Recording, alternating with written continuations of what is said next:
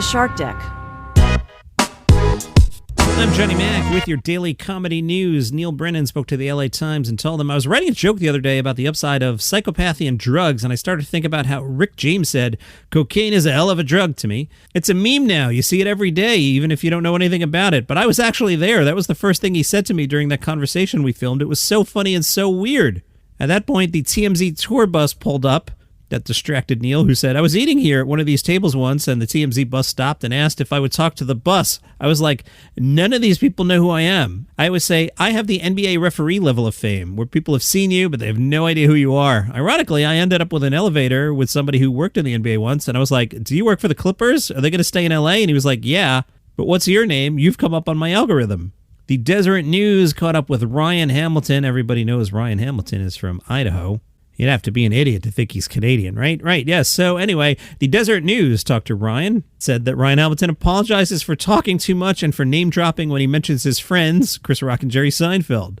They headed over to the Village Underground. Hamilton leisurely makes his way on stage, and then in an instant, the Ryan Hamilton I was talking to just seconds before expands into Ryan Hamilton the performer, his smile bigger, eyes wider, voice louder. He dances intentionally poorly as the house band plays, and he spends the first minute or two joking about his overwhelming whiteness. I dance like your cousin at a wedding. And then he tests out some new material about generational differences. He shares that he was hit by a bus 1 year ago.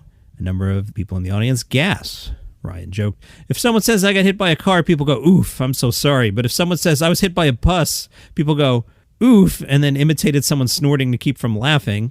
It's a strange accident because it feels common, but it's not common. We talk about it as if it happens a lot. We reference it all the time. Once you get hit by a bus, you'll see. It's just the most easily accessible hypothetical death. I don't know why, but I'm here to tell you to live your life because you might get hit by a bus.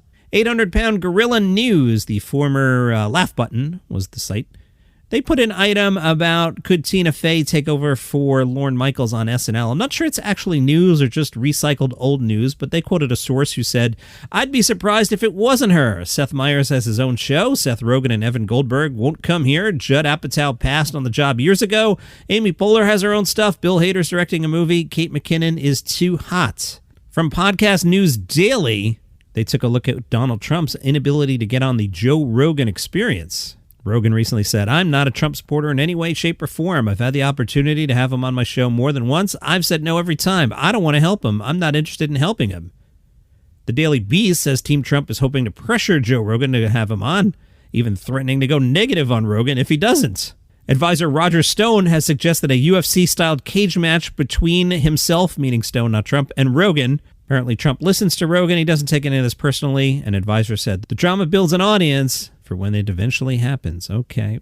Margaret Cho was the headliner at the second annual Comedy Friendstival fundraiser for LA-based women's treatment and recovery organization Friendly House. Variety says during Cho's 20-minute set, she discussed the Supreme Court's reversal of Roe v. Wade. I haven't menstruated in a while, but when I heard that Roe v. Wade was overturned, my uterus rose up from its casket looking for an Iron Maiden concert. My fallopian tube started popping and locking. I dropped an egg, a dinosaur egg. Anybody my age or older, we've lived with women's rights, fighting for women's rights for 50 years. The loss of that right really brought out the Alanis anger.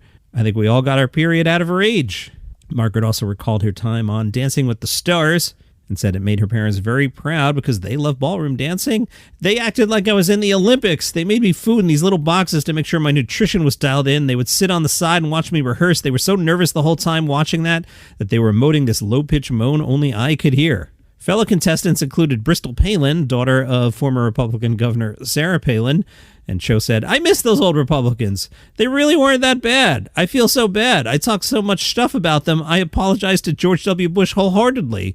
The old Republicans weren't as offensive as the new ones now. They're like, all pronouns are patriot. It's a noun. They should be reading books instead of burning them. I challenge any insurrectionist to spell insurrectionist. Cho addressed her own gender identity, saying, I've never quite felt like a woman or man, and I always felt there was something in between, so having the option to be different is a statement to the world saying, I don't have to be where you want me to be, and I am more than what meets my thighs. She tagged it with, I don't change my pronouns, I'm too old, I'll forget. The rest of the lineup included Daryl Hammond, Atsuko Atkaska, Stephen Randolph, Sarah Rose Hyland, and Drew Lynch. Are you getting ready for Mo Day? Well, on September 16th, Houstonians can celebrate Houston native comedian Mo Amer for Mo Day. He'll be performing at the Bayou Music Center. Mayor Sylvester Turner made the announcement. Mo represents the kind of talent we want to see more of in Houston because we support our artists, our writers, our comics, and people in the entertainment industry. Mo announced he'll give a portion of his proceeds to his alma mater, Hastings High School's Theater Arts and Band Department. He says it's a blessing to come back. Come and enjoy the day, which is going to be about community, about laughter, about music, and truly is a celebration of Houston outside of myself because I couldn't have made it without Houston. Hunter Hill is on tour. He's been opening for Eliza Schlesinger and Taylor Tomlinson. Well, he's got his own tour now. In October, he'll be heading to Houston, then Dallas, Austin, Chicago, Denver, San Diego, Portland, Boston, Phoenix, Seattle, and Portland. HunterHillComedy.com for information. And from New Zealand stuff, 33-year-old comedian magician Jared Fell tells us about performing on a cruise ship. He leaves his family once or twice a month to board a cruise, which usually lasts between 4 and 7 days. During the week, he'll perform 2 45-minute shows back-to-back on one night, often to quite a few drunk bogans. There's my new favorite word again, bogans. The rest of the time, he's basically a passenger. He says the one downside is when you're stuck on a ship, there's no escaping the crowd who always recognize you for the rest of the trip. It's even worse after a bad show.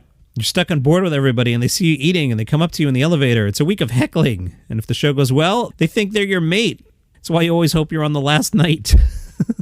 After the pandemic shut down touring, the club that he worked at stopped booking, and Fell lost his gig, so he approached the ships directly, and he offered to come on board. And they were like, "Can you be PG?" And I was like, "I'll give it a go." He says he's still edgy, he just doesn't swear, and now there's no sex toys. And that's your comedy news for today. Follow the show for free on Apple Podcasts, Spotify, YouTube, wherever you get your shows. See you tomorrow. Hi, I'm Mark Francis and host of a new podcast, The Messi Effect. Join us as we take you into the exciting new world of Argentine soccer phenomenon, Lionel Messi.